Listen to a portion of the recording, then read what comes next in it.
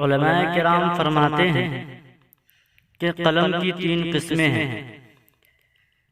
ایک سب سے پہلا قلم جس کو اللہ تبارک و تعالی نے اپنے ہاتھ سے پیدا کیا اور تقدیر کائنات لکھنے کا حکم دیا۔ دوسرے فرشتوں کا قلم جس سے وہ تمام ہونے والے واقعات اور انسانوں کے اعمال لکھتے ہیں۔ تیسرے عام انسانوں کے قلم جس سے وہ اپنے کلام کو لکھتے ہیں اور اپنے مقاصد میں کام لیتے ہیں۔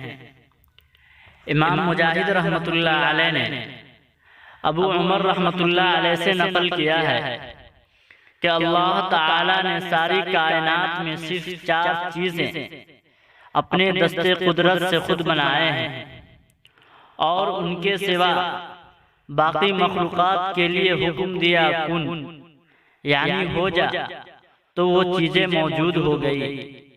ان 4 چیزوں میں سے ایک چیز قلم ہے۔